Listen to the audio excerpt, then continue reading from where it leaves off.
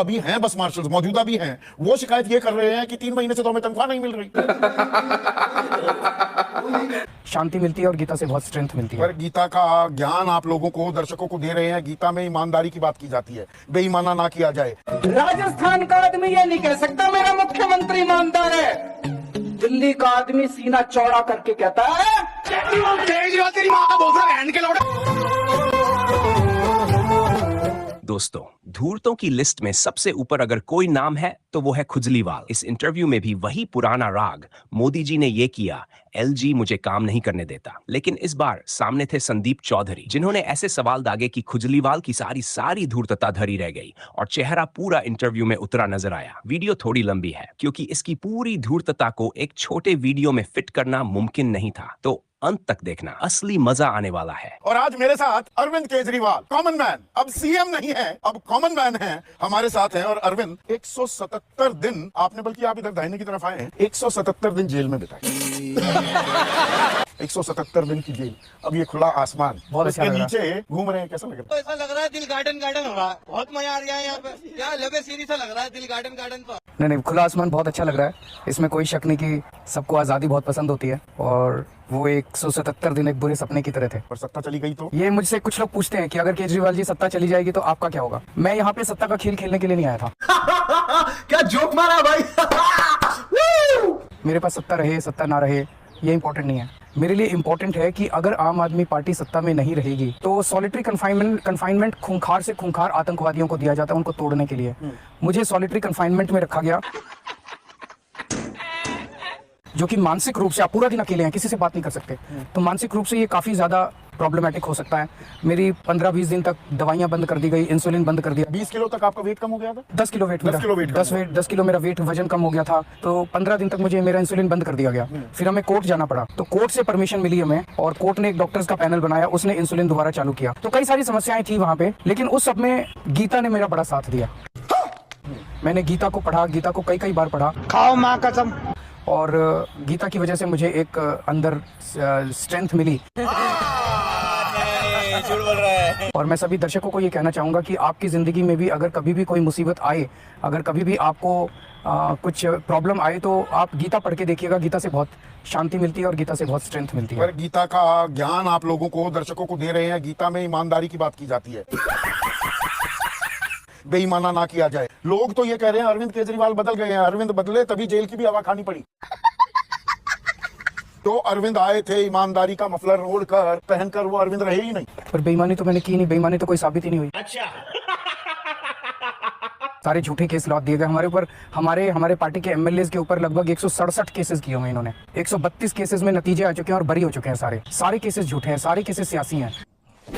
अब तो सच बोल दे भोसड़ी के। मेरी इमेज को बदनाम करने के लिए, चूंकि हमारी एक कट्टर ईमानदार पार्टी है, मेरी एक ईमानदार नेता की छवि है।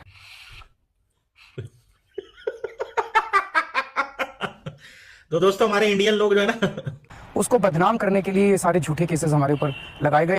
पर जब अरविंद की बात आएगी, आम आदमी पार्टी की बात आएगी, आपके लिए पैमाना, कसौटी, वो यार्ड से अलग है। क्योंकि आप निकले भ्रष्टाचार के खिलाफ लड़ाई के दम पर, एक आंदोलन से निकली पार्टी है। यहाँ छोटा सा आरोप भी, वो दाग अच्छे हैं कहकर आप नहीं निकल सकते। पर मैंने तो कहा नहीं, आप हमारे लिए यार्ड स्टिक बहुत ऊंची रखी है, आप हमारे पैमाना बहुत ऊंचा रखिए। हमने एक नए पैसे का भ्रष्टाचार नहीं किया।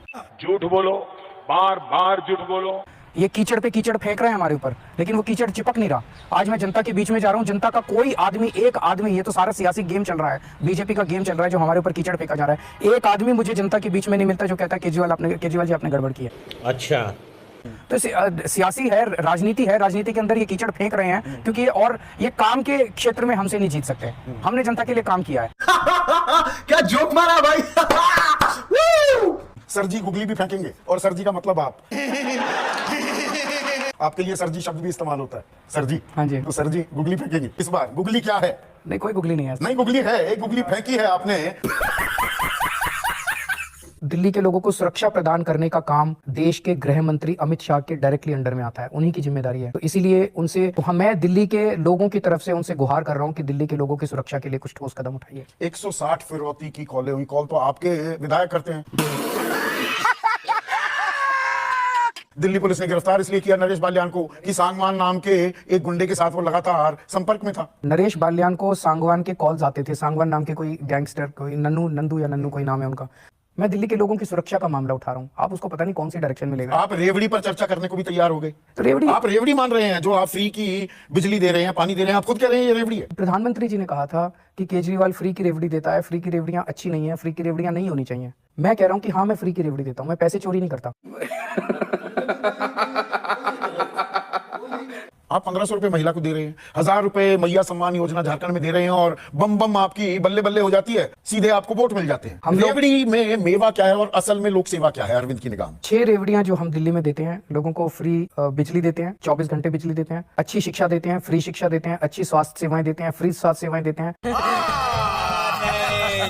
अंदर city in the world, New York से ज्यादा, टोक्यो से ज्यादा, लंदन से ज्यादा सीसीटीवी कैमरे। ये केंद्र सरकार के समर्थन के बिना हो सकता था। दिल्ली की एक मिनट आ रहा हूं उससे। आपने वो कौन सा मनी प्लांट लगा रखा पेड़ पे? कौन सा ईमानदार सरकार है, पढ़ा लिखा आदमी हूँ, अकाउंट्स की भी जानकारी है, इंजीनियरिंग की भी जानकारी है, इंजीनियर हूँ इसीलिए बिजली 24 घंटे कर दी। आप बिजली की बात कर रहे हैं, आपने स्वास्थ्य सेवाओं की भी बात की, जो केंद्र की ऑलरेडी एग्जिस्टिंग योजनाएं हैं, आप उनको लागू नहीं करते हैं। प्रधानमंत्री जन आरोग्य योजना है, 5 लाख का बीमा वहां मिल सकता है, आप लागू नहीं करेंगे। उनको इसका बेनिफिट नहीं मिलेगा, तो उनकी योजना अच्छी, मैं अपनी योजना हटा के उनकी योजना कैसे जब लागू करूं? इतने पैसे हैं दिल्ली के पास और आप अपना दिमाग, अपनी एक्सपर्टीज जो आप कह रहे हैं वो लगाते हैं, तो मैं फिर से वो बस मार्शल्स की बात वहां भी मेरी अटकी हुई है एक सुई। 10,000 लोगों की नौकरी आप परमानेंट हम तो परमानेंट करना चाहते हैं ना। आप वो मुझे मालूम है, आप कह रहे हैं करना चाहते हैं, एलजी नहीं करने दे रहे, पर जो अभी हैं बस मार्शल्स मौजूदा भी हैं, वो शिकायत ये कर रहे हैं कि 3 महीने से तो हमें तनख्वाह नहीं मिल रही। नहीं, सारी तनख्वाह मिल रही है। बीच में जब मैं जेल चला गया था, मेरे पीछे से इन लोगों ने कई काम रोक दिए। दिल्ली की वृद्धावस्था पेंशन रोक दी इन लोगों ने, तरह तरह से इन्होंने करके कई सारी दिक्कतें की। अब सारी चालू करा रहा हूँ, सारे रुके हुए काम शुरू हो रहे हैं, चिंता मत कीजिए। जिनकी भी तनख्वाह अगर रुकी हुई है अब मिल जाएगी, मैं कराऊंगा, मैं आपको श्योर। दिल्ली में कूड़े करकट की गंदगी की सब एक बहुत सफाई बड़ी समस्या हो सब गई सफाई करवा थी, रहे हैं। उनसे ही ध्यान भटका रहे हैं कि वहां लोगों का वो कॉलोनी में जो नाराजगी है उसको दूर करने के लिए आप लॉ एंड ऑर्डर को उठा रहे हैं, लाल घेरे के साथ दिखा रहे हैं। कितनी वारदात हो गई। मैं एमसीडी की सिचुएशन आपको बताता हूँ। 15 साल बीजेपी थी एमसीडी में, क्या हाल कर दिया था इन्होंने दिल्ली का, और क्या हाल कर दिया था एमसीडी। आप उनके दिन याद करो जब एमसीडी के अंदर सफाई कर्मचारी परमानेंट हड़ताल पे रहते थे, कभी काम पे नहीं जाते थे। किस लिए हड़ताल पे रहते थे? तनख्वाह नहीं मिली, तनख्वाह चाहिए। 6-6 महीने, 8-8 महीने तनख्वाह नहीं मिलती थी। आते ही हमने सबसे पहला काम किया, उनके फाइनेंसेस को ठीक किया। आज जब से हमारी सरकार बनी है, हर महीने के पहले हफ्ते हर सफाई कर्मचारी के अकाउंट में तनख्वाह पहुंच जाती है।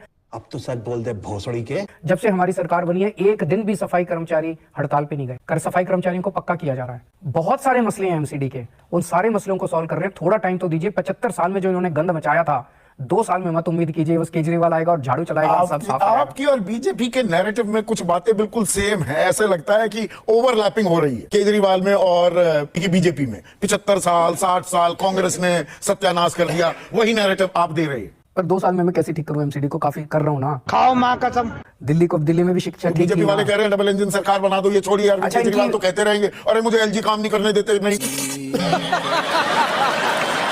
सारे काम करने कराए, देते। कोई काम रुकने दिया। इसका मतलब साफ साफ है कि अगर यहाँ इनकी डबल इंजन सरकार आ गई तो फ्री बिजली बंद हो जाएगी, जैसे बाकी राज्यों में। कार्य अस्पताल इन्होंने ये खराब हो जाएंगे अगर दिल्ली में इनकी सरकार आ गई तो। अगर इतने आश्वस्त हैं, इतने इत्मीनान में अरविंद केजरीवाल, वो दौड़ा दौड़ा भागा सा अरविंद हमें क्यों दिख रहे हैं? पदयात्रा पर निकल रहे हैं, पूरा जोर लगा दिया है दौड़ा पर, बीजेपी के लोगों को भी ला रहे हैं और खास नजरें इनायत कर रहे हैं कांग्रेस पर। अब ओझा ने भी ज्वाइन किया। तो ये आपकी नजरें भी सिलेक्टिव हैं। मेरी नजरें तो सिलेक्टिव हो सकती है, आप ये सिलेक्शन किस आधार पर कर सकते हैं? अच्छे लोगों को लाएंगे, परिवार अच्छे को लोगों तभी- को आपके पास नहीं है लोग, आपके पास हमारे लोगों पास के- और भी अच्छे लोग आएंगे, परिवार बड़ा बनेगा। जब परिवार बड़ा बनता है कांग्रेस के तो पूर्व विधायकों को एक लेकर दिन आ रहे हैं, ऐसा- मौजूदा एक विधायकों दिन ऐसा आएगा जब दिल्ली के सारे 2 करोड़ लोग आम आदमी पार्टी में होंगे। क्या जोक मारा भाई।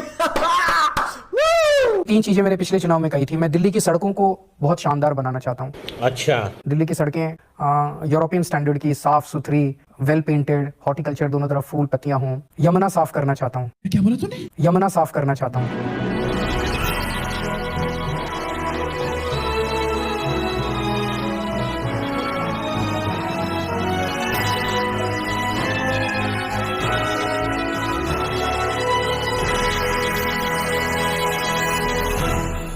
दिल्ली के घर घर के अंदर 24 घंटे पानी आए, साफ पानी आए, ऐसी व्यवस्था करना चाहता हूँ। ये 3 वादे मैंने पिछले चुनाव में किए थे। तो यमुना तो उतनी नहीं है। ये तीनों वादे मैं पूरे नहीं कर पाया।